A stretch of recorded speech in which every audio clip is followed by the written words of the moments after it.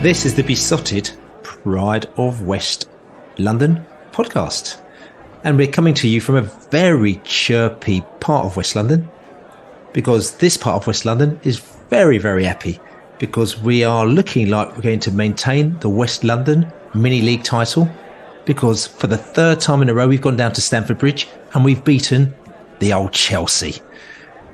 Third time in a row, we've beaten Chelsea, and JB, as you know, who comes on this podcast, he's going to talk quite a lot about us playing Chelsea and scoring against Chelsea and beating Chelsea and all that kind of stuff.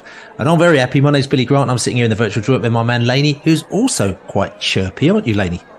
You could not be, could you? Really, you know, we went along there probably expecting not the worst, but you know, we expected them to kind of get their own back on us after sort of taking the piss for the last couple of visits. And what did we do, Bill? Did it again, didn't we? You know, Did it again?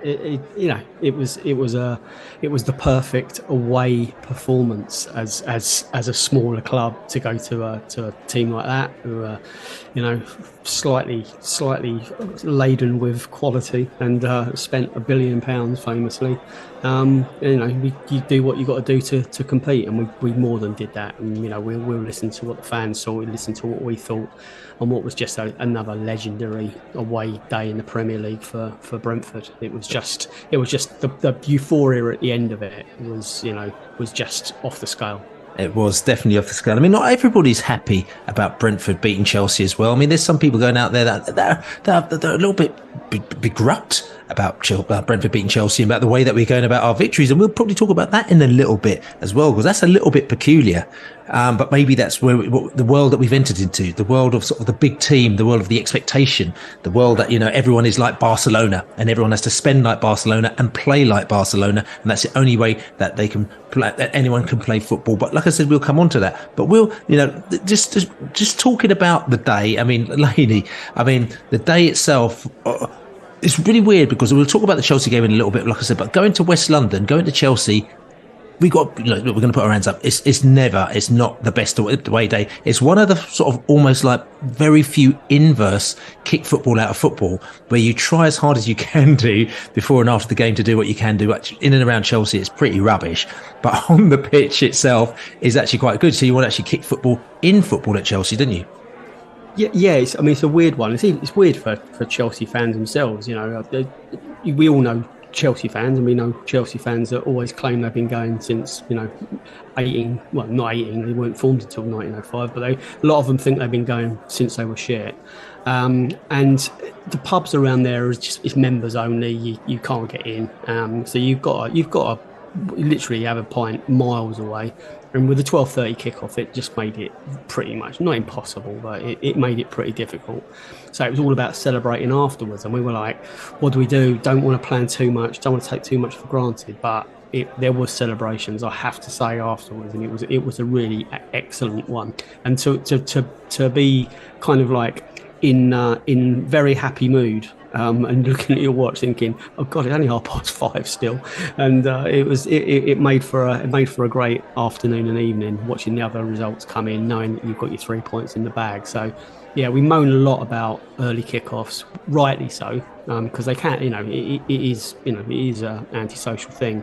But if you've guaranteed your points, it's just really nice just sitting there, basking in kind of like euphoria, as I said, of like winning a major match like that and watching everyone else going through the rinser. So yeah, it was good. I just it will always stay with me, just those kind of like walking out of the ground and seeing all those Brentford fans with just huge smiles on their faces. You know, it's you can't tire of that. Yeah, definitely. I mean, let's just come back to this, because like I said to you, lots of euphoria flowing around, but then all of a sudden there's a rather strange sort of radio interview happened a few days ago. Andy Jacobs, as you know him, he's on Talksport, the Hawksby and Jacobs show, and Andy Jacobs, he is a Chelsea fan, but also he's one of these people, and there's many people that did it, and listen, it's fair enough, that they bought a Brentford season ticket, as well, to sort of do the double up. I mean, I think it's probably quite strange being a Chelsea fan and getting a Brentford season ticket, because it's like, shouldn't you be going to Chelsea? Like, well, are you going to go to Brentford when Chelsea are away? Okay, fair enough. It's normally sort of a thing that's done, I know, with Tottenham fans who are on the other side of London, or maybe kind of Liverpool fans who live locally, stuff like that. So I kind of know that, but listen, fair play to him.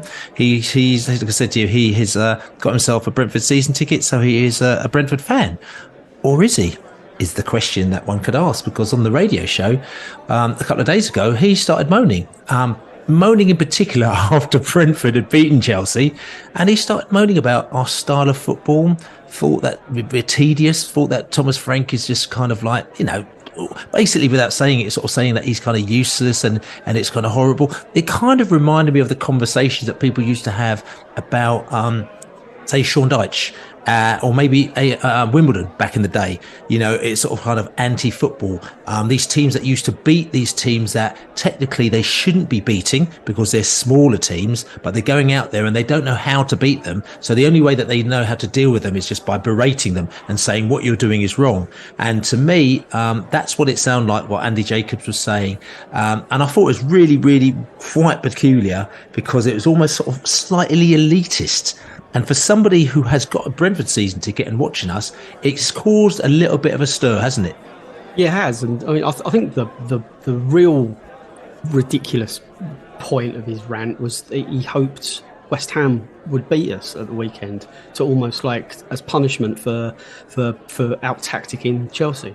And I hear you saying, I'll tell you something, I mean, we can talk about this for a bit, but I think maybe what we'll do is we'll go over to have a little listen to what Andy had to say, and then everyone will get an idea about what it's about. Then we can come back and chat about it. I mean, that stat about Brentford have won more games at the Bridge than Chelsea since March is amusing, embarrassing and painful in equal measures. I mean, 2 wins in 21. I worked this out. 2 wins in 21. That's like take out the 2 wins. That's 19 winless games. Yeah. So we are, remember Arsenal in 2004? Well, we're the uninvincibles. Right. And I can imagine Jim in about 10 years' time, he's got Conor Gallagher on the show and he's saying, and here he is, former Chelsea uninvincible Conor Gallagher. Honestly, Villa have won 12 in a row in a home. I worked it out. That's 12 seasons worth for us at the current rate. Right. We'd have to go 12 seasons to get that many wins. Wow. It's just, I mean, I hate the way Brentford play against the big They're your clubs. Second club. I've started thinking... You're going to give up your season ticket? No, but I started thinking... I go so mad, I started thinking, oh, God, I hope West Ham win next week when I'm there. I'll have to stop myself celebrating when they score. It's effective, but it's so tedious. If everybody played football the way Thomas Frank does, no one would ever go to football. They wouldn't. You it's say so that. boring. You've said that about half a dozen clubs over the years when they've beaten Chelsea. Boring. It's so tedious. And they should never have got away with it. Chelsea should have been 3-0 up. I know you had. This is the thing, This Andy. is the problem. So they get away with this terrible, tedious football. I mean, even he said, he said, Chelsea are going to be good in 2 years' time. Yeah, Frank's for nothing. Jason Cundy said to me, I've seen this game 20, 30 times. We all have. We're all sick of it. It's the same game over and over and over again. Terrible teams park the bus, can't break them down, then we concede and we lose the game and we give up after that. It's just, I got to the point where I just don't think I can go anymore. I don't think I can watch the telly or the highlight. Until we sign a striker, I just can't see the point of wasting my life, because that's what it feels like. So there you go. Andy Jacobs from Talksport, who has got a Brentford season ticket. He's a Chelsea fan. He's obviously not happy that Brentford have beaten Chelsea yet again. And he's so unhappy about it that he wants Brentford to lose when he's at the game sitting in our seats. Now, this has caused all sorts of malarkey, though, hasn't it? There's lots. There's been people, lots of comments. Griffin Park Grapevine on Facebook, on Instagram, on Twitter, everywhere. People have been talking about this, and it's interesting. I mean, I've sat back a little bit, because for me, my personal feeling is, I'm thinking, listen, everyone's allowed to have their opinion. Of course, they are allowed to have their opinion, and they can say what they feel. But to me, it's that you've got to look about what is the bigger picture here about this scenario. Is he unhappy because we've beaten Chelsea? Is he unhappy that we've got smaller budgets than him and he feels embarrassed about it? If he's got a season ticket at Brentford and he doesn't like our style of football, surely you just don't turn up. Surely you just give that season ticket back to somebody else. It's really bizarre how you feel that you need to come to our ground, but then you don't like the football that we play, and then you just end up slagging it off because we've beaten your team who have spent £1 million on players. Billion. Billion, I think the rant, it just lacked intelligence and integrity, and that's what kind of like you would expect someone. He's a 76-year-old radio pundit who's he's been on the radio for 25 years probably. I just think he should know better. I mean, what do you expect from Brentford?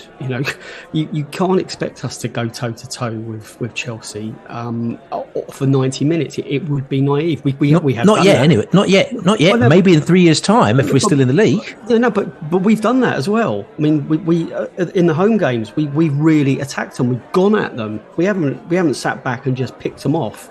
In the home games where we should have beaten them. 0-0 draw at our place last year. The first season we were up, we lost 1-0 to them, but we absolutely battered them. We played them off the park. So we are capable of that, Bill. And also, more importantly, equally, Jose Mourinho, he delivered success there, and he played that way. He parked the bus. He did what he had to do to get success and to get results in situations where he knew his back was going to be right against the wall. So you have to do the intelligent coaching thing. And, to his credit, Thomas Frank is intelligent enough to know that, and his players are, to feel that comfortable without the ball against a team like Chelsea, it shows an immense amount of balls. And yes, of course, it was nervy, but after a while, you knew what was going to happen. Yeah, I mean, and just coming back to it, I mean, okay, Jacobs is on Talksport. He talks mainly football on a sports show. But again, you sort of sit down and you listen to what they're saying. You're thinking, but do you actually really know anything about football, or everything that you know about is like higher level Premier League stuff, right? Because the fact is that the one thing I love about being a Brentford fan is that you've been through the mill. You've gone from fourth division all the way through to Premier League. I watched a lot of non-league, and you're really rounded in your football view. And the fact is that you've seen how things work in all the different leagues. You've seen how teams like how Leeds come down to, the lower leagues from the higher leagues, and then they struggle. How Aston Villa came down and they struggled. How all these teams come down there rolling their shoulders, thinking that they're bigger than you, and they really, really struggle. Also, you see like other teams when they go up, teams who have actually smashed the league in the Championship, smashed it to smithereens, get promoted, teams like Norwich, and all of a sudden, bang, they come straight down again. And the reason why, they haven't learned to adapt. Now, the thing about it is, if you're a football person, you should know that teams have to learn how to adapt. That's how they're going to survive. And Brentford have obviously learnt this. We've adapted. We're not playing the same style of football we were playing in the Championship. We were playing, free-flowing football at a time in the Championship, not getting out of it. When we changed our style slightly, then we got out of the Championship as well. So what happens is that if you've seen teams, that's the teams that survive, that is what they do. And interestingly as well, is Mr. Jacobs, so are you saying that Brighton, who everyone's purring at the moment now, have always played a particular style of football? All these teams who have kind of risen themselves up the Championship. Aston Villa, everyone's purring about them at the moment now, but their first season in the Premier League, they should have gone out. It was only because of Hawkeye that failed to operate, right? And the decision wasn't given. I think it was against Sheffield United that they actually stayed up. If the watch had gone off, like they would have been relegated. No one would be talking about them now. So Jacobs, man, he needs to actually, sit back a little bit and actually learn a little bit about football and how it's played. Brentford may play like this now. Tell you something, it's still as wicked because we smashed up the Chelsea, but we may not play like that in 3 or 4 years' time when we've got another, 450, 500 million pounds in the bank, which enables us to actually change the playing staff that we've got. So this is what confuses me about these people, these so-called experts that sit on the radio. Well, if he's got a season ticket, he'll know how we play at home, and it's very different to how we played at Chelsea. The Burnley game was really different. We went at them in waves, and we should have won by a lot more than 3. And it's the same most weeks. Of course, it dips now and again. Of course, it does. But you just have to beat what's in front of you, or find a way of doing that. And you look at our away record this year. We lost at Old Trafford. We should have got something out of that. We lost at St James's Park. Should have got something out of that. Went to Chelsea. Got what we deserved out of that. Man United, Man United, so we've done really well. And Thomas Frank, if you think what happened on Saturday is a reason to berate him, anyone with an ounce of intelligence will know it's the opposite of that. He's delivering success with a team that is worth a fraction of that Chelsea team. It is a sign of a very good, intelligent coach. And if he wants West Ham to win on Saturday, he shouldn't come, because we can do without people like that there. And a lot of it is water for ducks back. You know what I mean? It's one clickbait jock trying to drum up some social media comment and follows and what have you, and probably to bait the Brentford fans. But I just think to sit amongst bees is asking for trouble. I mean, there's we've got an article that's gone up on Besotted today from Lewis Holmes, who's kind of asked, not asked, it's not a request, it's just kind of like his take on the situation. It's kind of like, bees stay classy, and have some laughs with the guy. But it's that's really worth a read. But Andy Jacobs, I'd say, for rightly, you're not welcome on Saturday. So go and give your season ticket to charity and let some good come out of something. If you don't enjoy coming to Brentford, don't. It's just don't. And don't slag us off for doing what we need to survive. Just go to Chelsea, home and away, and wallow in your rubbishness. Yeah, that's right. And just quickly, what Laney's talking about there is that obviously there's unhappiness from people, from Brentford fans, in what he said. So there's a lot of comments flowing around, but there's even been a petition being signed. Actually, I think it might be a change.org petition, like, I'm saying, basically sort of kind of taking his season ticket away. Should he be banned from New Griffin Park? And when I saw that, I thought, maybe chuckled a little bit. Then I thought, that's a little bit Leeds, because that's what Leeds did when we got the penalty against them, and they weren't happy with the referee, so they actually had this petition, and it was signed by sort of tens of thousands, because obviously Leeds would always sign more, so it's sent by tens of thousands of people to basically have the referee barred or banned from football because he gave a penalty against us. So I thought, we don't want to go down the Leeds route. Actually, we can't go down the Leeds route. So I think, as Lewis Sherlock Holmes said, actually, stay classy, Brentford fans. Actually, we can berate him. We can actually pull him up on what he's saying. We can actually point out the fact that his team has spent £1 billion and they can't even beat little old Brentford. And we could do all those things like him, which we can get back at him. But we don't need to sort of swing them heavy punches at him, because we don't need to, because we're already ahead of the game with him anyway. But anyway, listen, lady, we're going to move forward, because we had a game at the weekend against, hold on a second, who was it against? Oh, yeah, it was against Chelsea, wasn't it? Oh, yeah. It's Andy Jacobs' team, isn't it? Yeah, I think we'll go and have a listen to people enjoying themselves, don't you? I think we're going to listen to people having a right laugh after the game at Chelsea.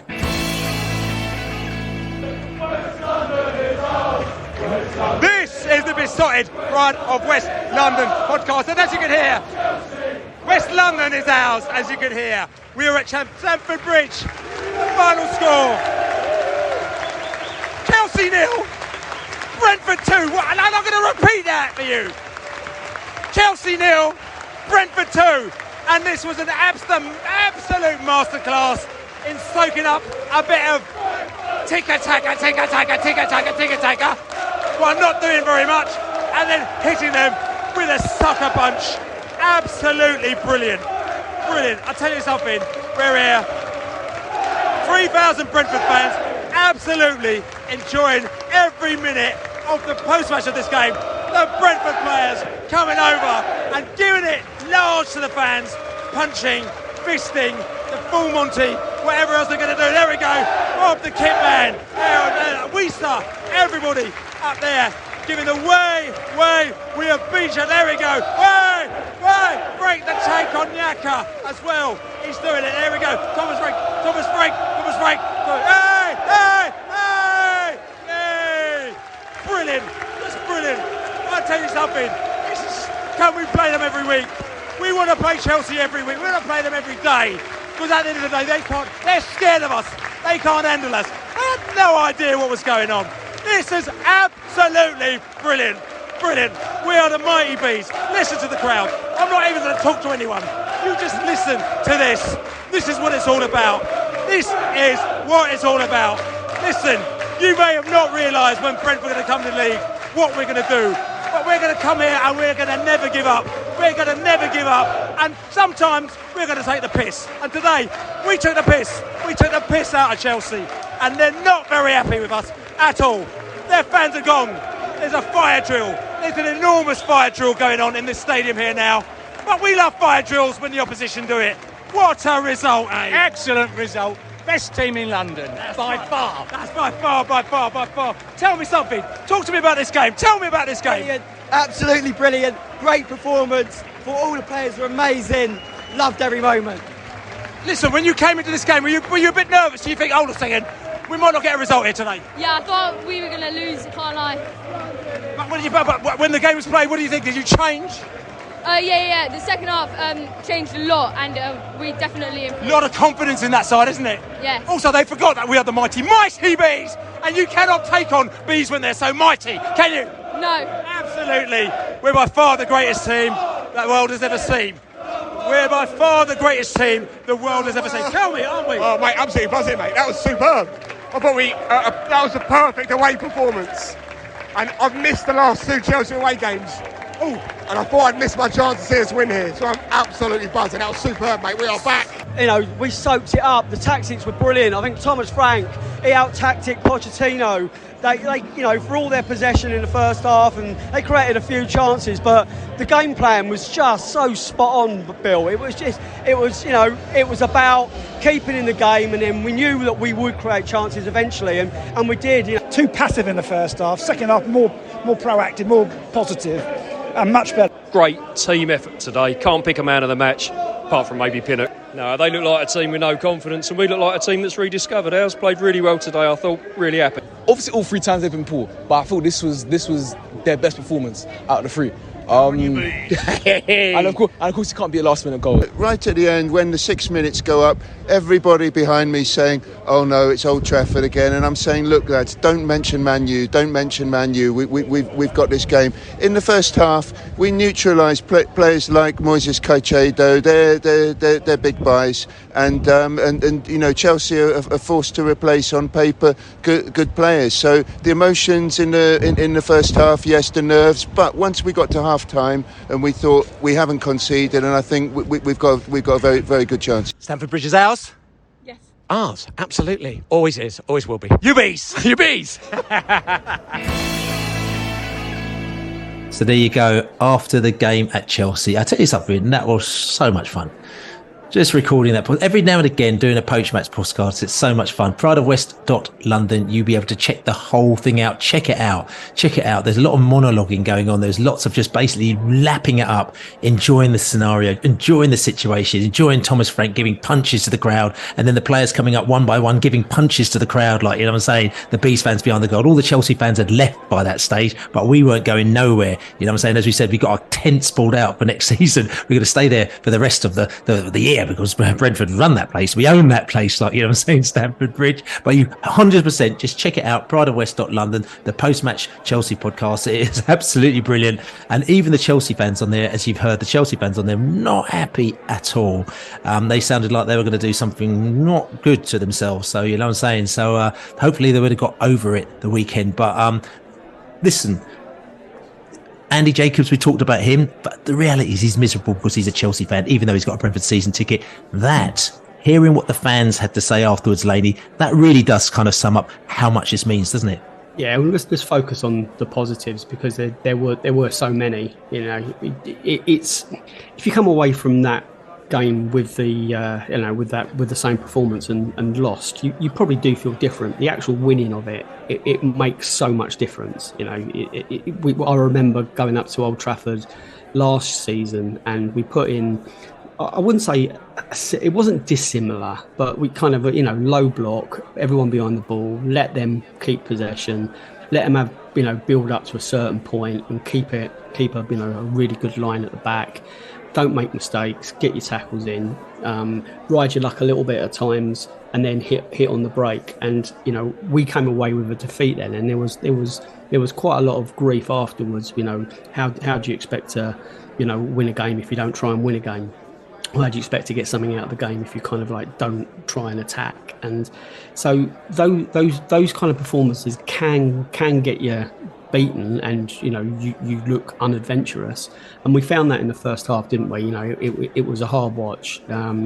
We made a lot of not mistakes as such, but we just couldn't keep the ball. We couldn't keep possession. There was no one up top to the Ivan Toney kind of player to lump it up, and there was no hold up at all. So it was like wave after wave of attack, and they score at that stage, or they score 2 at that stage, and it's a very different afternoon.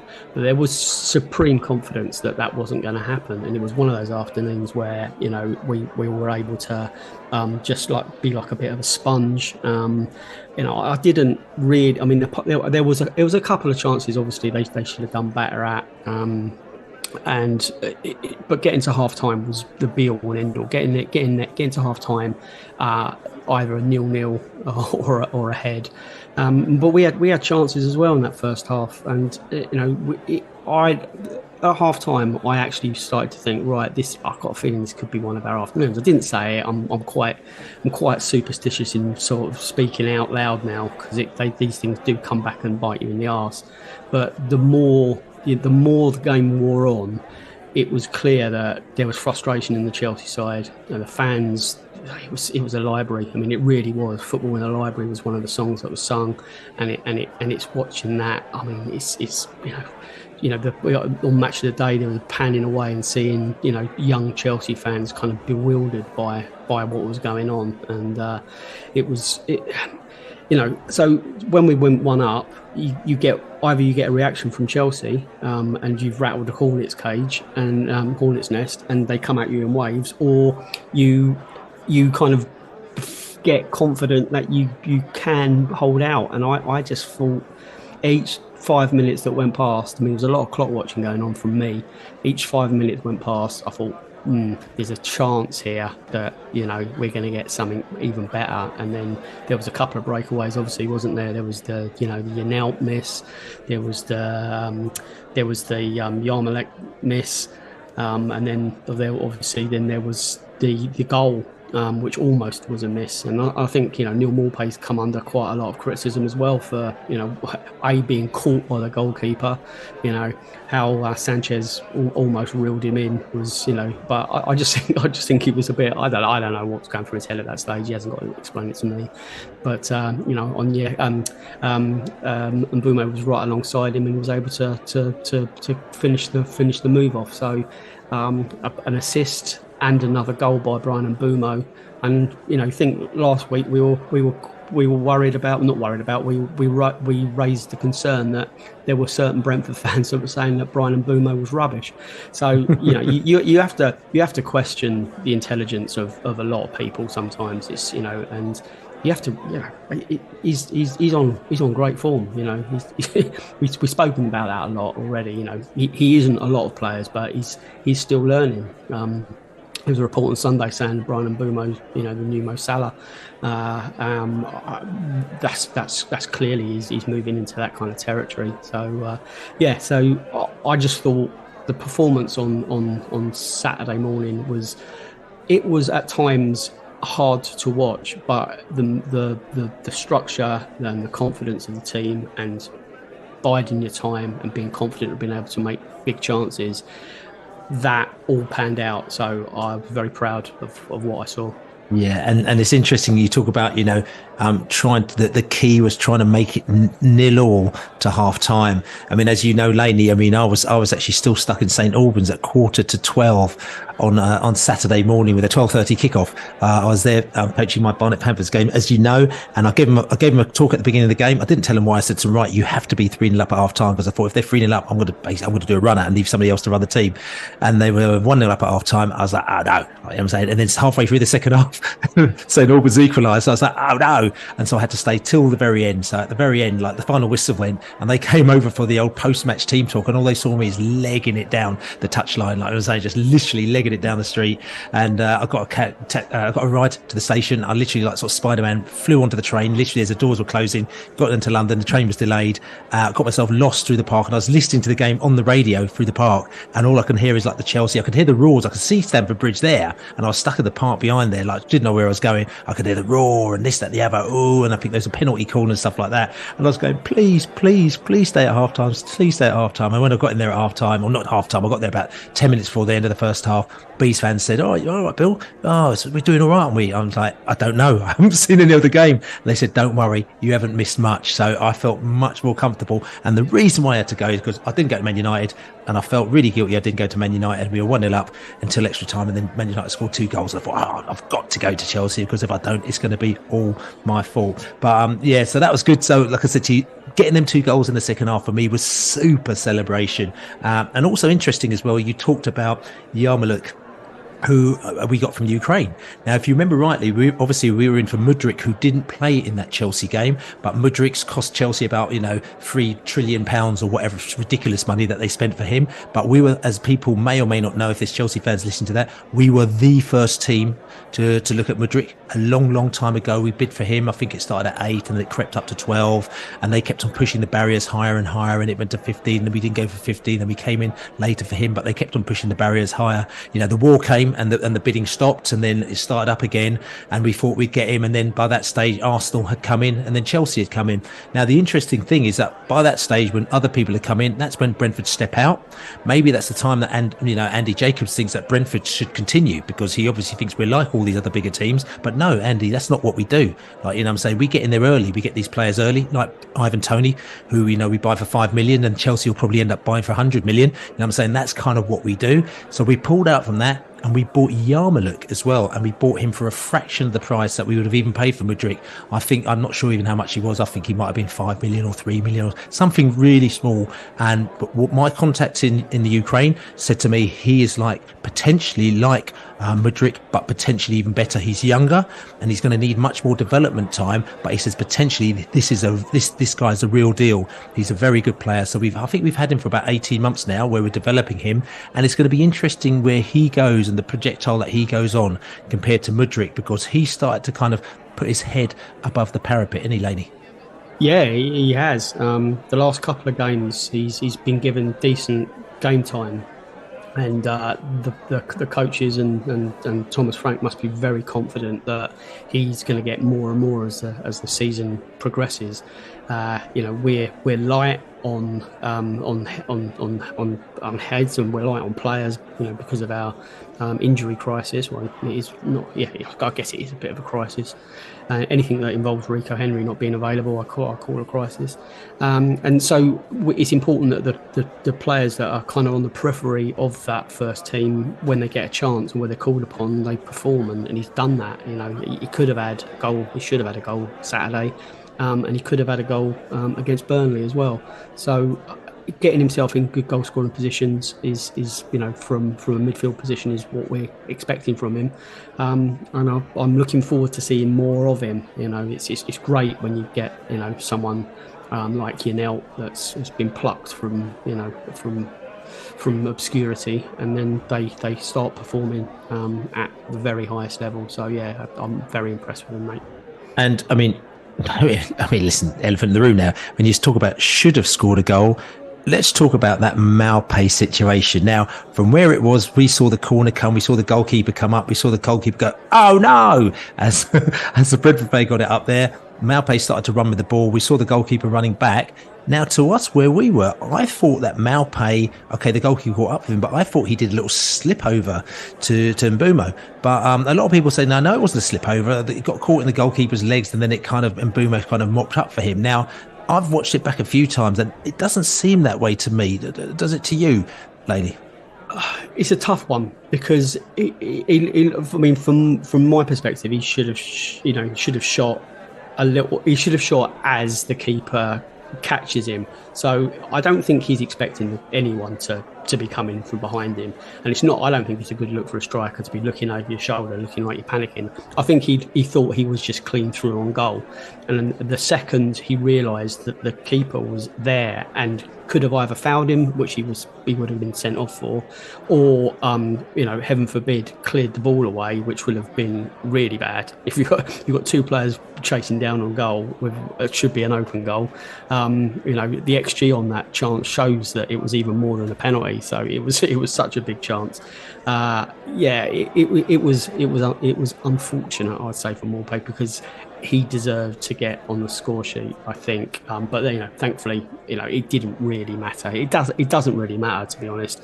I'm not sure he gets an assist for it though, which is a bit bonkers, because I think the goalkeeper actually gets the touch that goes to Brian. So I was just happy the ball went in, and I think Maupay's goal is coming, and I think West Ham will reap the Maupay. He will get his goal on Saturday, I'm sure. He will as well. And just to come back to as well, again, so many things, positive things to talk about this game as well. Ethan Pinnock as well scored. Great goal. I mean, great goal, typical goal, cut back to the line, across the goal.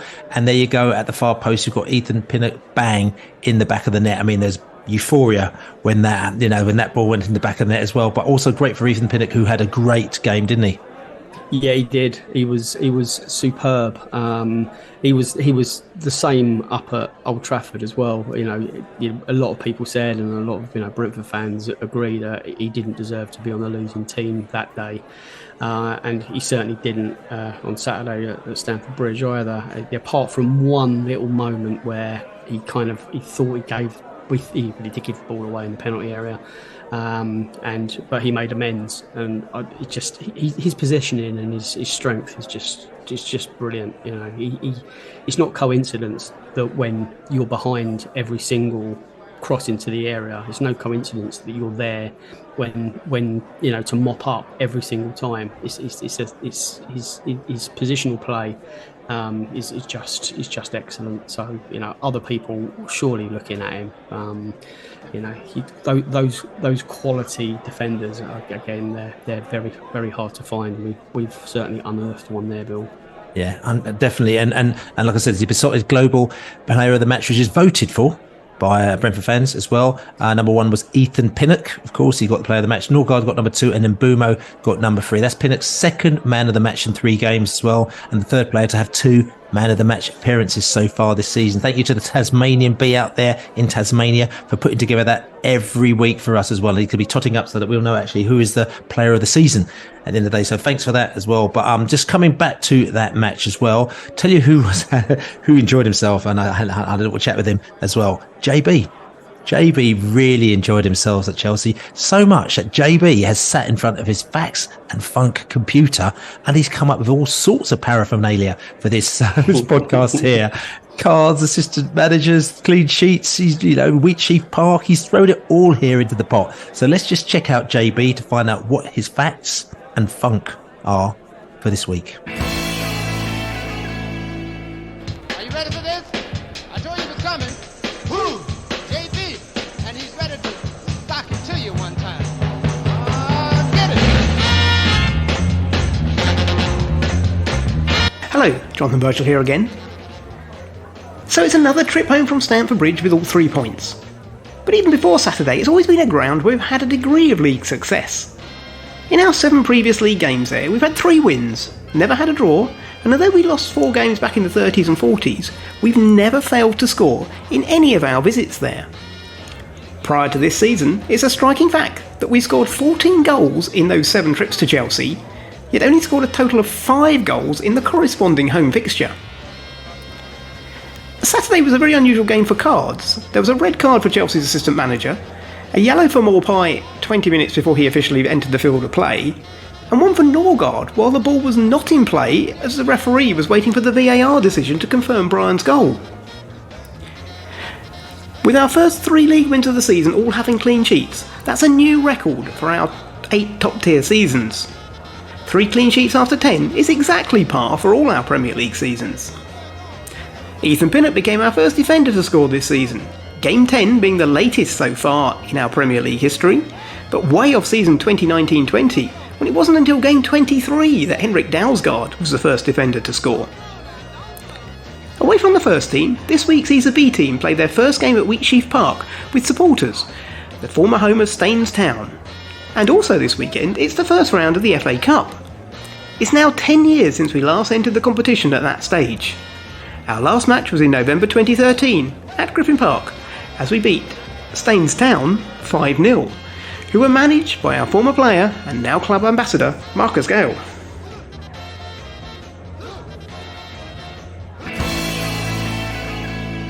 So there you go, JP. Let's keep going. Let's just keep talking Chelsea, because this is the thing, Laney. When we get a bit of a battering, like there's some games where literally we think we've got nothing to talk about here and we don't want to talk about it. And there's some podcasts where our intro is so long because we actually don't want to talk about the game because we've been so poor. But this game, we were brilliant, or we did the business, so there's plenty more to talk about.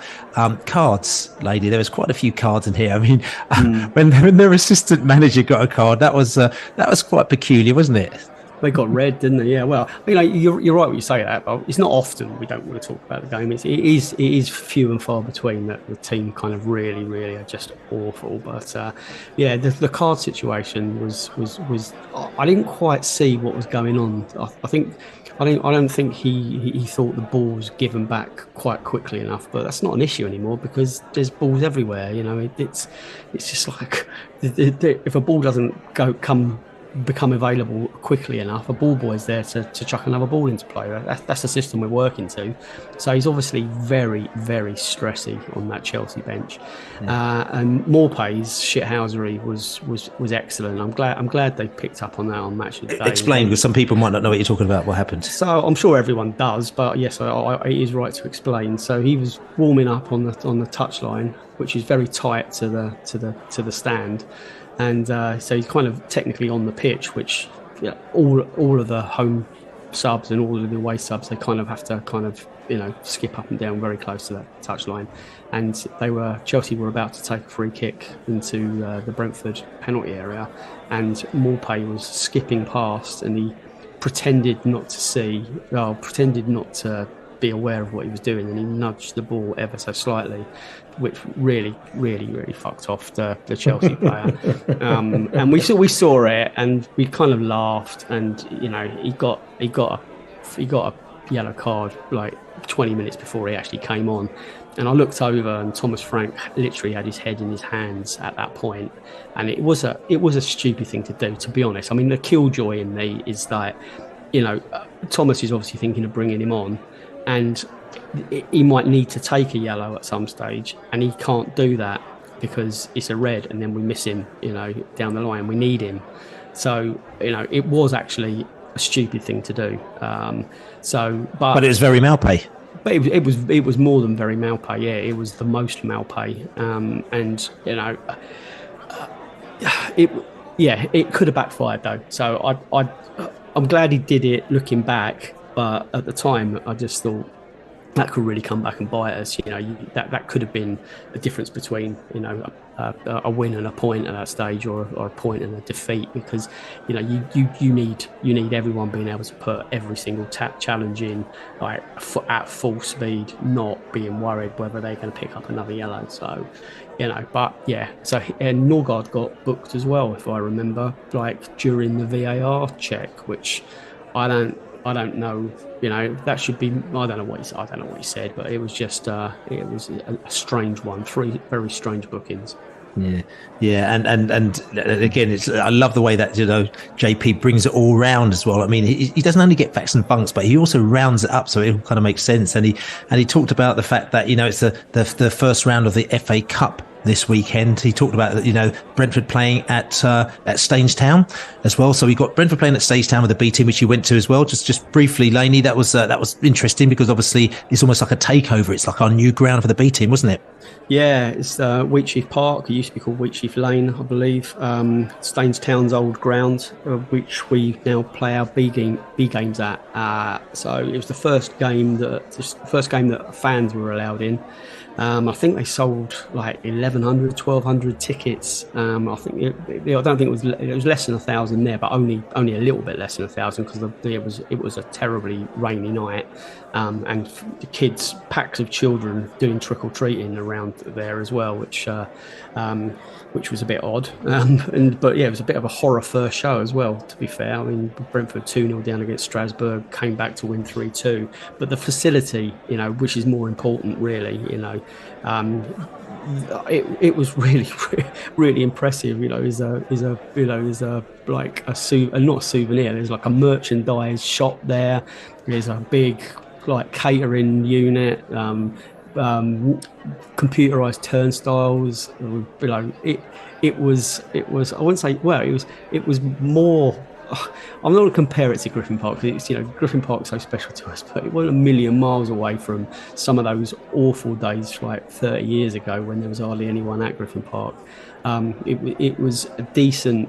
It was very slick. I'll because I'm not a million miles away from there, I'll probably pop down several times to watch those games. I don't think there'll be crowds like that every week, but I think it was. I was impressed by the whole evening. So it was. As I just said, I just feel sorry for Staines Town, to be honest. But there you go. Yeah, there you go. And then just talking about, Staines Town, like I said, first week of the FA Cup, or first round of the FA Cup this weekend as well. And JB sort of quick to point out that, our last, because the thing about it is that, and me, I love a little reminisce, right? And I know a lot of fans come up to me, especially fans who are newer fans, and go, listen, we love to hear you when you reminisce about the old historic days of Brentford. We used to love the first round of the FA Cup, you know what I'm saying? Because basically in those days that we were like the big boys. If you were like the third division, you were like the big boys who the non-league teams or maybe a lower fourth division team would want to play. Like I'm saying, so it sounds ridiculous, but that was the case. So you used to have fun, and we always wanted to play non-league. For me, I always wanted to play non-league teams. So I remember that time we played VS Rugby, went up to VS Rugby. There's all sorts of different non-league teams that that you've actually really looked forward to going to, because obviously you're going down to their little ground and you're going down there with quite a few fans compared to the fans that they've got, and it's actually sort of quite a lot of fun. So like I said to you, first round of the FA Cup is this week. And, the usual teams, the usual sort of kind of, Sheffield Wednesday are going to be in the first round of the FA Cup, which is ridiculous. People like Plymouth and all that lot going to be in the first round of the FA Cup. But JB's quick to point out that this was like our last time we played in the first round of the FA Cup was 10 years ago, 2013, lady, right? And the team that we played, Staines Town. Do you remember the game? I do, I do remember it. I've got other stats. I mean, I think these were all first round games. I remember going to Hinckley as well. That was a weird one. Yes. Windsor and Eton. We had them at home though, didn't he? Well, it was a away game, but they switched it. But and I think I remember Farnborough as well. I don't know if that was first round or second round. That's when Burnley was in the home end, wasn't it? Yeah, that's right. So we've had some good ones, and we've had some shockers as well where we've gone out. But I do remember that Staines Town game. Marcus Gell being the manager of Staines at the time. Exactly that.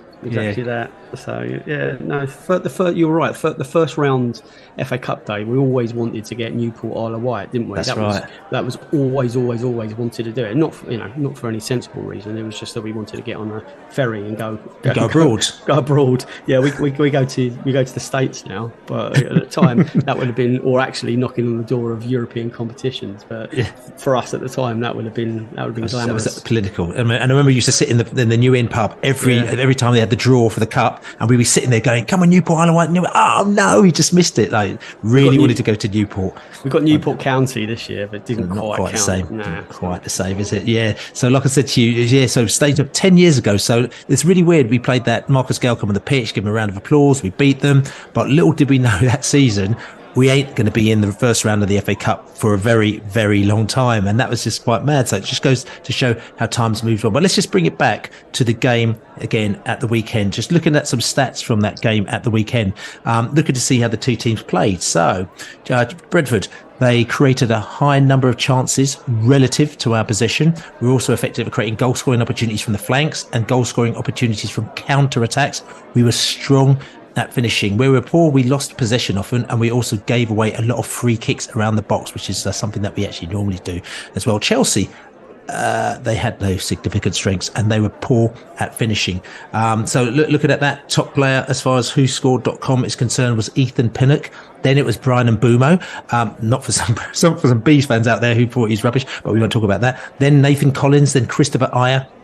Then Levi Colwell actually was the top Chelsea player with 7.1. So Ethan Pinnock was 8.5, and then the top Chelsea player was 7.1 with Levi Colwell, England player, Levi Colwell as well. Brian Mbumo had the most shots in the game at 4, and then we had a few Chelsea players had a few shots: Jackson, Duque, Cucurella, and Silva as well. So listen, just giving an idea as to kind of how we panned out on that game, and let's not say it wasn't a fluke as such, but let's just say that I think that Thomas Frank knew exactly what we need. He knew exactly what he's doing, and he actually did the business. Now, listen, we've talked about this game loads. We've given a little bit of statistical information there, but what we're going to go is we're going to go to the king of the stats. We're going to go to the Gowler from B's Breakdown. He's going to give us the statistical and tactical lowdown on the Chelsea match, and also going to look forward to the West Ham game. Hey, this is Jacob Gowler with B's Breakdown, here to do a Chelsea review, then talk about the West Ham match of the weekend. So, Brentford ended with 2.2 XG and Chelsea had 1.9. Chelsea had 17 shots, but only 2 of those were on target compared to Brentford's 7 shots with 5 shots on target. Chelsea held 69% possession, which was a result of Brentford's lack of high press. The Bees still use those short stoppages in play, like throw-ins and goal kicks, to try to implement their press. But overall, they actually had their highest passes per defensive action (PPDA) of the season at 20.77. That basically just means that they sat back in their mid or low block and just allowed Chelsea to keep possession without really getting into those dangerous areas. On the other end, Chelsea actually ended with 6.03 PPDA, which was the second lowest against the Bees so far this season. Tottenham recorded 5.87.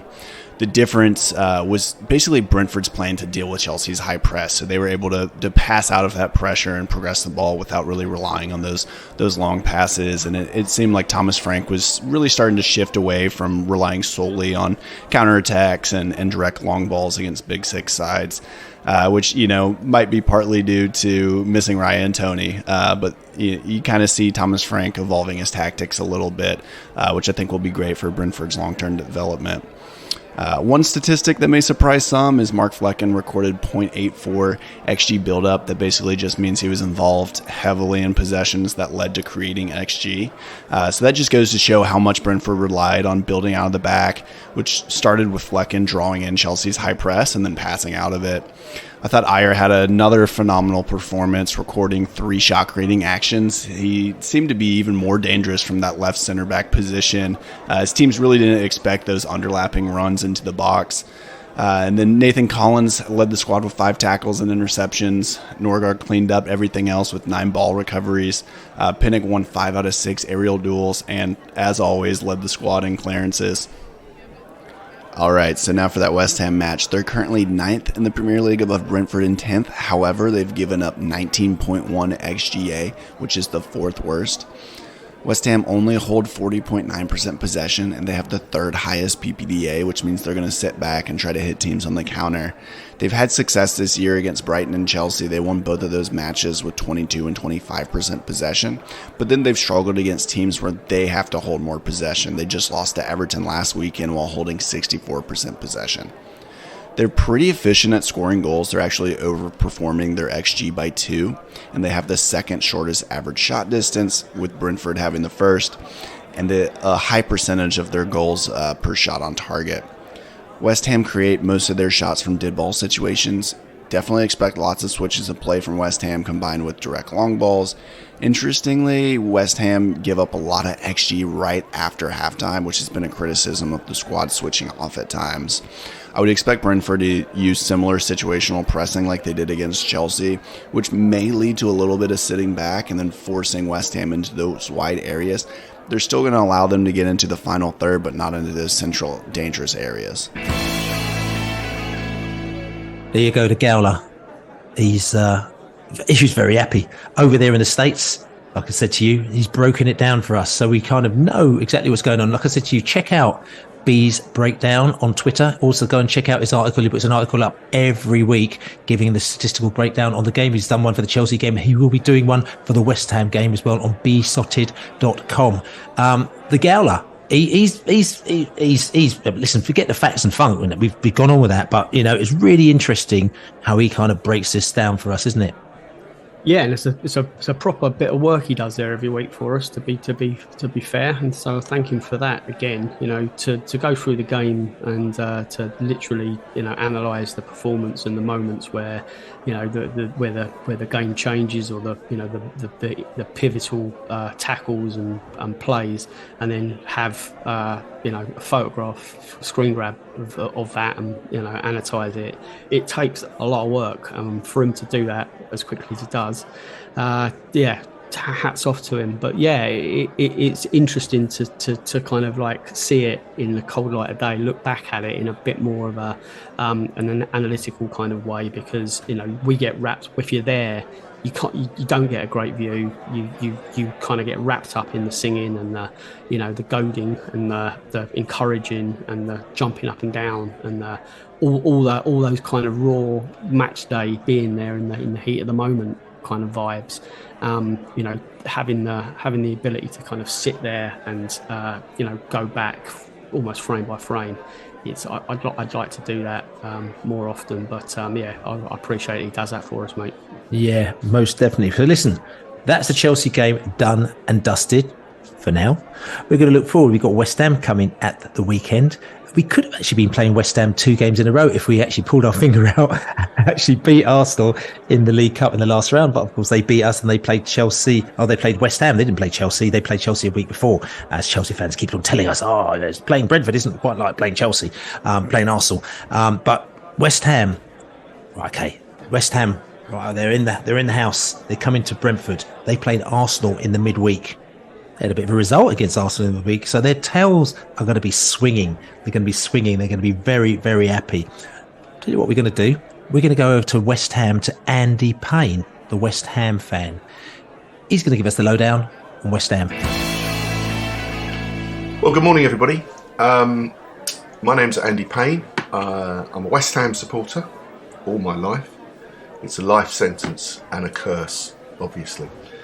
Unlike being a Brentford supporter, of course. I am a committee member at Hammers United, the biggest independent fan group at West Ham, over 20,000 members. I also sit on the Independent Supporters Committee, which is a group of independent fan groups which liaises with the club. Yet to see exactly how we get much out of West Ham, but we're trying, And you can find more information about us at hammersunited.com if you so wish. Occasionally do a podcast called Forever Blowing Bubbles, which is available at all good podcast depots. So I'm here today to talk to you and give you my thoughts on the game that we, West Ham, fear most. Yep, playing Brentford. Doesn't matter if it's home or away, this is the game we fear most. But we'll come on to that in a minute. Quick summary of last season. Well, for us, obviously winning the UEFA Conference League final in Prague, which I was very fortunate to be at with my brilliant wife Kirsty and loads of mates. We beat Fiorentina 2-1 in the last minute. Jared Bowen scored, and then we had 7 minutes of added time. I think I aged even 20 years or something. But that was amazing. Bluntly, it masked a very ordinary and I would say backward season for West Ham, and probably unpopular for saying that. But West Ham have been on a slightly downward trajectory, really since we were on an upward trajectory during lockdown. And I think that masked a lot. But what it did do, it gave us a trophy for the first time since 1980 when we had we beat Arsenal in the FA Cup final, the last second division team to do that, and it gave us a lot of pride. And I think also it has definitely helped to attract Some good signings. We've had a decent start to the season, but the last few weeks have been pretty poor, actually, with the exception last night of, could I say thrash Arsenal? Probably not on the stats, but we beat them 3-1. So for us, that's a massive, massive win. But the signings that we made pre-season, obviously we knew Declan Rice was leaving. I knew he was going to go to Arsenal. Why? Because I met his dad in a pub in Cheltenham at the Racing, and that's where he told me he wanted to go. That was in March. So I'm a big Declan Rice fan. I think Arsenal fans will be big Declan Rice fans. And after last night, the majority of West Ham fans are still Declan Rice fans, despite what they might tell you. He went for 105 million, and for once, West Ham have spent that money wisely. We bought in James Ward-Prowse from Southampton. He's been very, very good for us. A steady player, very legendary, dead ball, player and so on.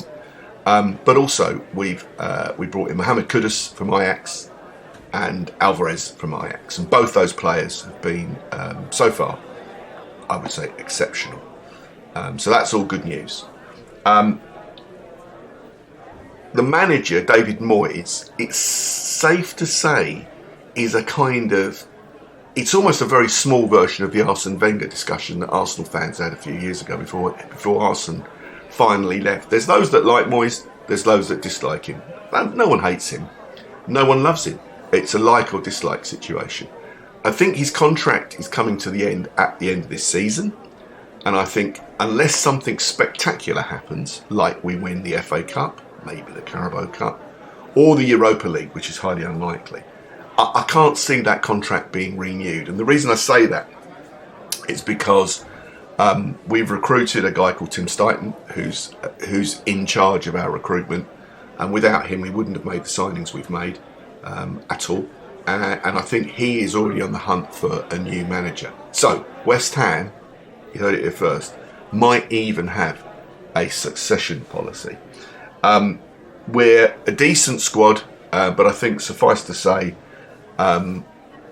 sometimes motivation, I mean all football teams are the same. You look at Manchester United last night against Newcastle, but motivation, just sometimes the levels don't hit. Now that takes us on to one of Brentford's favourite players, Said Benrahma. Brilliant that he scored the penalty in the Europa Conference League final in Prague last year. Fantastic, so pleased for the fella. I love him, I really love him. I think he's a confidence player. Some would say most players are confidence players. But David Moyes has always, I think, struggled to give him a run in the team properly. He's forever coming on as a substitute, usually when we're up against it. But let's see. I like him. Other fans like him. Some dislike him. Again, I don't think it's a love and hate situation at all with Said. He's a really good guy all round. So we shall see. But we come on to the game, and I'm laughing because every time we play Brentford, we lose. Apart from the FA Cup, I think, yeah. So we played you 4 times in the Premier League, and by the way, I think it's great that I want Brentford in the Premier League. I think they're a great club, well run, and an example to all clubs of what football clubs should be. But you always score 2 against us, and you always beat us. Before last night, I was going to come on this and say, I think we'll probably go to Brentford and lose 2-0. Now, I still think you'll score 2 against us on Saturday. So I reckon the score is going to be 2-0, 2-1, 2-2, or 2-3. As a betting person, I would say it's likely to go in your favour and you'll win the game. This is a mid-table, early season, early season? Yeah, kind of early season, mid-table clash. I'm pleased to see Brentford beating Chelsea. I'm sure you're more pleased than I am, but it's a close run thing. But it's good to see Brentford, and especially Thomas Frank and everything he stands for and what he does for the club and the group of players that you've got. It's really good to see Brentford, I think, excelling, frankly. And I think there's a good future for Brentford. I think it's consolidating themselves like us in the Premier League after years of not really been doing very much. Players that we always fear. I mean, obviously, it's a bonus for us that Ivan Toney's not playing. A massive bonus for us. But, you know, Mbeumo is always a dangerous player against us, and Wissa too. So I expect those two to get on the score sheet. I must admit, I was impressed with Pinnock last week. I thought I liked the look of him against Chelsea, and I really liked his interview on Match of the Day. He seemed like a sort of proper geezer and a nice bloke. So those are the players that we always fear.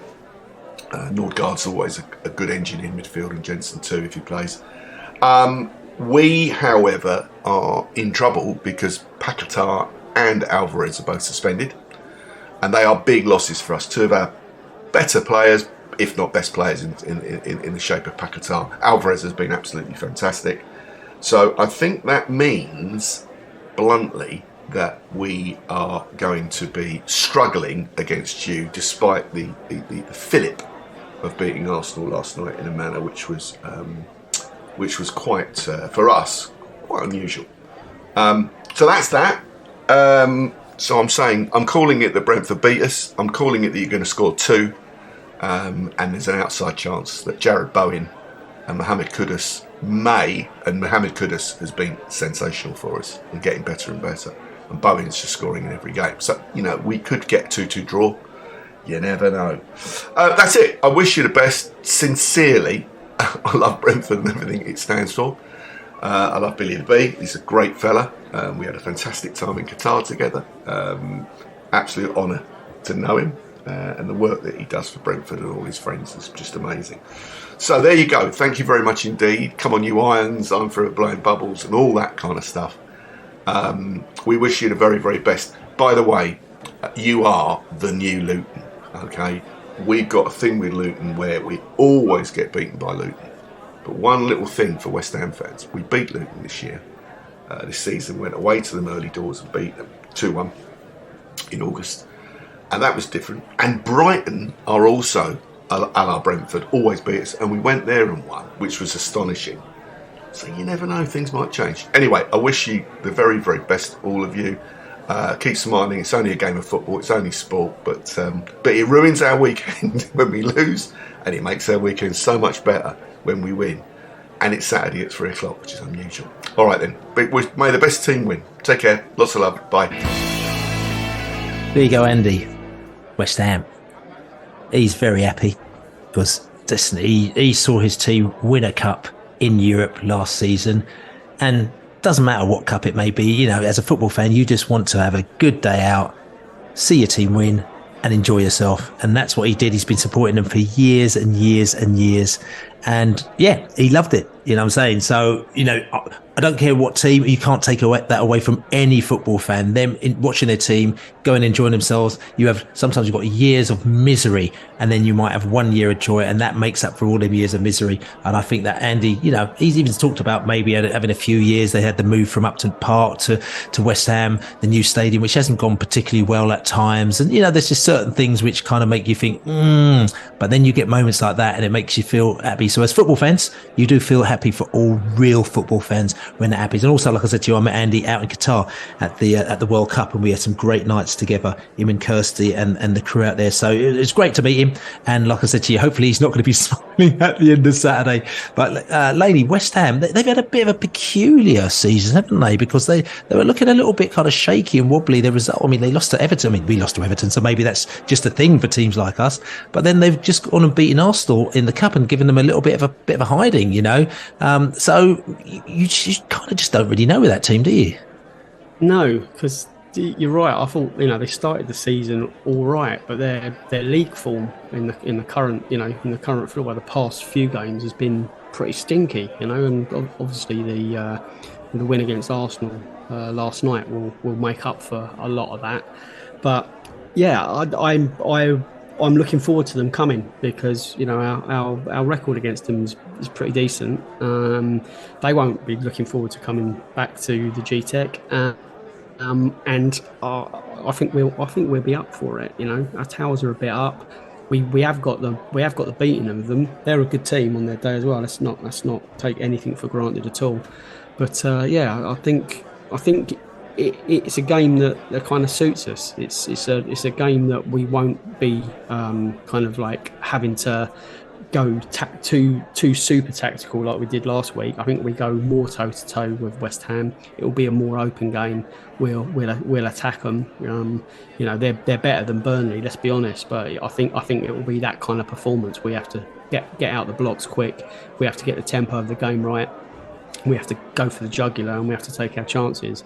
So it's a game I'm really looking forward to, mate. Yeah, just looking at where their strengths and weaknesses are. I mean, they're strong at counter-attacking. They're strong at creating chances through individual skill. They're also strong at creating scoring chances, which, is going to cause a few problems there.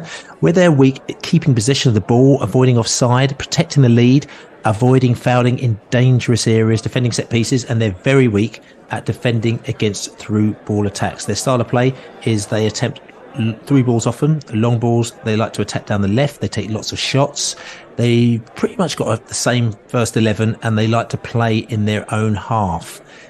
Now, again, with Brentford, we've had a couple of, results that haven't quite gone our way. We've been unlucky with some of those results. But on the other hand, we know kind of where we are, our strengths are, hitting people on the break. Defensively, actually, I think we've been excellent. Our defence has kind of matured over the last month or so. Ayers has been looking great. Even Roslev is kind of starting to do things. Not saying he was bad before, but it's almost like this defence is starting to mature. So maybe the strengths of West Ham, we might be able to handle it and deal with that. Yeah, they struck me really as a cup team the last couple of years. I mean, their league form's erratic. But they've got players like Bowen. We know about Said Benrahma. He seems to be permanently out of favour, but he got minutes last night. It's because he wants to come home, isn't it? Surchek always comes up with goals. They have got some really, really classy players, and they're a decent team. But I think we're very similar. Let's be honest with you. I think they're more established at this level, but I don't think there's a huge gulf between the two teams as the last few results has panned out. But you look fairly recently, they got battered at Aston Villa 4-1, and they beat. But they flip that. They can beat Chelsea, but so's everyone, to be honest. So, lady, 100% record. Brentford have got 100% record in the league against West Ham since we've come in the Premier League. So we've beaten them 4 times out of 4. Do you think that counts for anything? Because, like I said, I'm a little bit of a person who that doesn't really count, because the historic stuff doesn't count for me. Although saying that, there might be a psychological thing with some of these teams. You could go, oh no, we're playing Brentford again. They're our bogey team, and maybe they just might come into the game not prepared right. What do you think? Yeah, you can't read anything into that. It has been brilliant to have beaten them 4 times out of 4 in the league. But Saturday, none of that counts for anything. And Thomas Frank will know that. It's only about what happens on Saturday. We know that we don't go to them thinking, oh my God, we're jinxed. We never beat this lot. I think that flip side for them, I think it's more of a psychological thing. They'll be very respectful. They should be about us.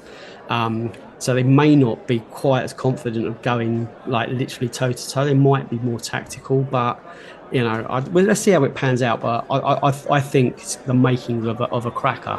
I say more chance of it being a draw than another win. But we've won the last couple of games, and that allows us to maybe not have to win. This isn't a must win game, but. Why would I think we won't win? I think the Burnley game has shown that we are on our day. When we get the kind of like the out the blocks mentality right, we can really make teams struggle. So listen, you've just teed out for me, Laney. So talk about winning or losing. So what's the score prediction, do you reckon? I'm going to go for 2-0 Brentford win, actually. Oh, right. I'm going to go for a 1-0 win to the mighty Bees. And Benrahma, do you think he wants to come home? I'm sure he'd love to. After seeing the reception that Neil Maupay's got, I think, he'll be mad if he didn't, but it ain't going to happen. You don't know. I mean, and will this be a return to the BMW? Well, we've had Godos back. We've got Morpay back, so yeah, don't rule it out. BMW. Let's say BM. But what would be the wobbly? Wisa. Oh, BMW could be the Wisa, couldn't it? So the Benrahma Morpay Wisa. Rather have Watkins back. Yeah, but listen. It's just a new, maybe Mark 4 or Mark 5. Well, have you noticed, Bill? Before we go, have you noticed that Ivan Toney has not played a game this season, and his supposed value has jumped from 60 million to 100 million, and he hasn't even kicked the ball. Apparently, Sky Sports yesterday reporting that Brentford have slapped £100 million price on his head, and we're going to keep him till the end of the season. Now, whether you believe the keeping till the end of the season, that seems to be more of a threat to people that want him. But 100 million in January, would you take that, mate? Yes, well, I'm going to say it. Let's just say that, as we know, we got our sources, and I did hear beforehand as well about the idea of like Ivan Toney as price going to, a lot of people were saying 50 million, and that was laughed out of town. Out of town. The price was going close to that 100 million, and also it was a case of that if we do sell Ivan Toney, it's going to be on our terms as well, because they don't have to sell him, they don't have to do anything, and probably if anything, Ivan Toney does owe us something as well. What I'm saying? He can't get angry, if we decide not to sell him at one particular stage, because he hasn't played for us for 8 months or 9 months. So I think we're in quite a good position, and we're even a better position because as we said, there's only one more relegation place left, most probably, and we just beat Everton 3-0. So I think we're in a good position when it comes to January. If we were scrapping around the relegation zone, I think it might be different. But I think the fact that we're not, I think it actually puts us in a great place to think we'll sell you if we want to, and if we don't want to, it's not a problem at all. Burnley 3-0 you meant, but yes, I know what you mean. Yes, yeah. We're certainly not looking over our shoulders. So yeah, let's see what happens in January. But I still think whatever happens with Ivan Toney, it is a massive transfer window. We'd be crazy to sit on our laurels now. It's we have to buy players. We have to kind of get this evolution going on. I do expect incomings. Regardless of whatever happens with Mr. Toney. So watch this space. That's right. But anyway, this is the Besotted Pride of West London podcast. Thanks for listening. Don't forget to buy us a beer, besotted.com/beer. Thanks to everyone who's bought us a beer. Don't forget to subscribe to us on all good podcast channels and write us a review, and it all goes up in the charts and everything like that, and people are very happy about us. But like I said to you, we had great fun at Chelsea on Saturday. Going back to listen to that podcast on prideofwest.london, because it'll make you laugh, it'll make you chuckle. You don't even have to be a Brentford fan to listen to it. Be a West Ham fan, be anybody. It was wicked. But we will see you on Saturday. We're going to be in the pubs nice and early. We'll be in the pubs after the game. West Ham fans, if you're coming down, you can go to any pub around there. You can wear your colours and just respectful, and you can have a drink with us and you'll be okay. But like I said to you, we've got Laney in the place. Good afternoon. Billy B in the house. See you, mate. It's me. And thank you very much. We do say, now we go blowing bubble, as we say. Buy us a beer. Come on, you bees. Get on, you bees. Blowing bubbles, you bees. Blow them. Bubbles. In the air.